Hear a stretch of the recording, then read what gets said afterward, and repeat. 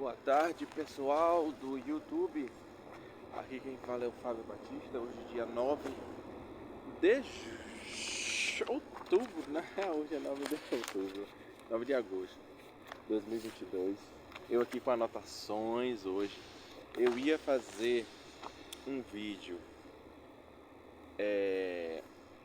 eu ia fazer um texto, só que eu lembrei, pra que fazer um texto se eu posso falar, né? O tema de hoje é dinheiro, é riqueza, finanças. Eu li um artigo ontem da Joyce Martes, acho que é Martes, e que o tema em inglês era alguma coisa do tipo: como superar traumas financeiros do passado e aumentar a sua riqueza, né?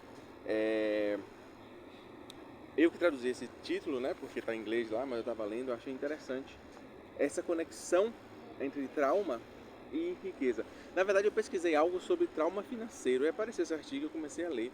Eu estava interessado em saber que estratégias as pessoas utilizam para superar o trauma financeiro. Eu já fiz algumas pesquisas e que em algumas delas a definição de trauma financeiro era qualquer pindaíba, dificuldade que durasse por mais de 3 meses. Se for tão estrita assim, então todo mundo passou por um trauma financeiro, né? Mas dependendo de quem define, a situação pode ser bem interessante. Eu vou coçar meu nariz, porque eu sempre coço meu nariz nos vídeos, então deixa eu coçar logo, porque se dá uma coceira no nariz, Deus sabe lá por quê. E teve uma pessoa aqui, na verdade do YouTube, do Facebook, que falou que deveria ser meio que uma vergonha, alguma coisa assim, porque é começar 3 minutos depois o nariz começa a coçar. Então vamos aqui.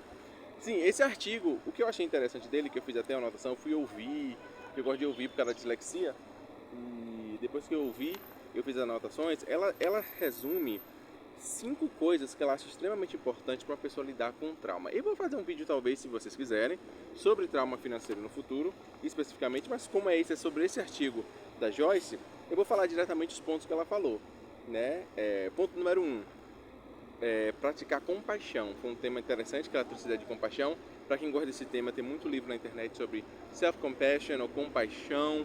É muito utilizada para quem tem uma teoria de religião oriental, às vezes, essa ideia de compaixão. Quem pratica meditação, mindfulness, procura saber um pouco mais sobre isso aí, o que seria autocompaixão.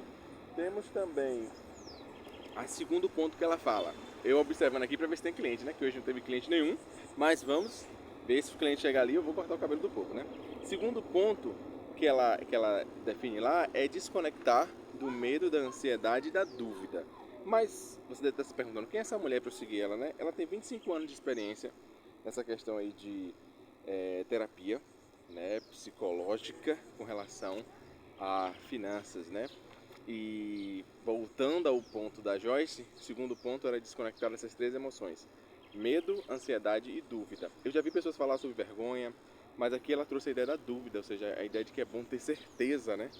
Medo, ansiedade e dúvida seriam as 3 emoções que a gente tem que sair para poder trazer essa tal, ou incorporar essa tal prosperidade, que ela define no livro como uma mistura de saúde financeira e bem-estar mental, que seria para ela essa ideia de prosperidade, tá?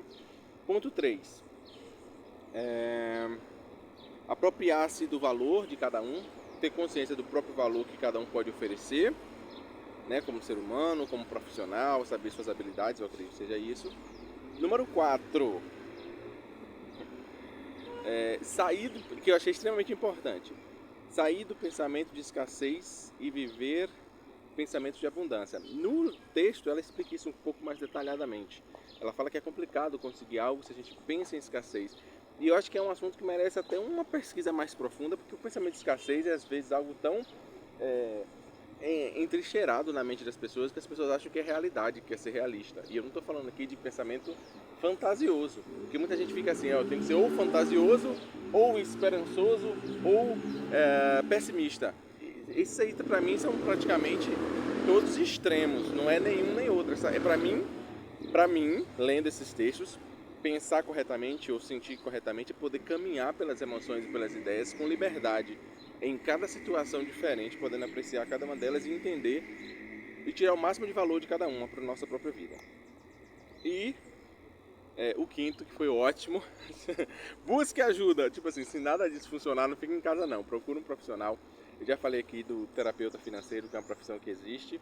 E também tem várias coisas no YouTube, desde aprender matemática financeira, um pouco de contabilidade, direito econômico, seja lá o que for que você precisa fazer. Essa dica é muito interessante. Não precisamos ficar dentro da nossa própria cabeça, podemos procurar profissionais dessa área. Esse texto da Joyce eu achei muito legal, eu já vou estar completando aqui. Eu fiz até umas afirmações aqui, eu aproveitei quando estava lendo para fazer umas afirmações.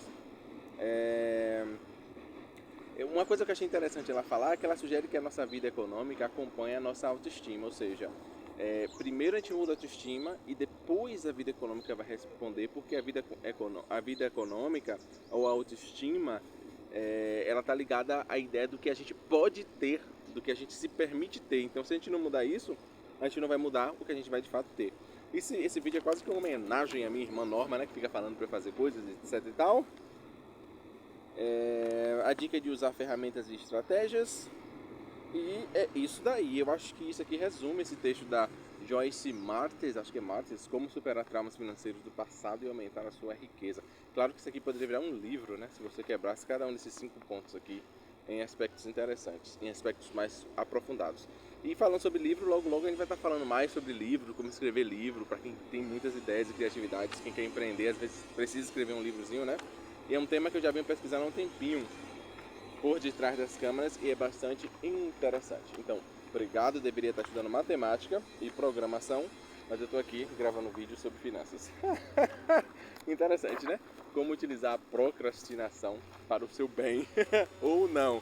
Olha, patrocínio aqui da Philip Person. Brincadeira, gente, comprei. Foi quase 20, 30 reais o negócio desse aqui. Um abraço a vocês, tudo de bom e... se gostaram desse vídeo, deixa o like, compartilha, segue, dá 3 pulinhos, 3 voltinhas, manda pro amigo. E vejo vocês no nosso próximo vídeo falando sobre algo interessante. Acho que eu vou gravar um vídeo de alongamento aqui, aproveitando esse sol maravilhoso. E até daqui a pouquinho. Tchau, tchau!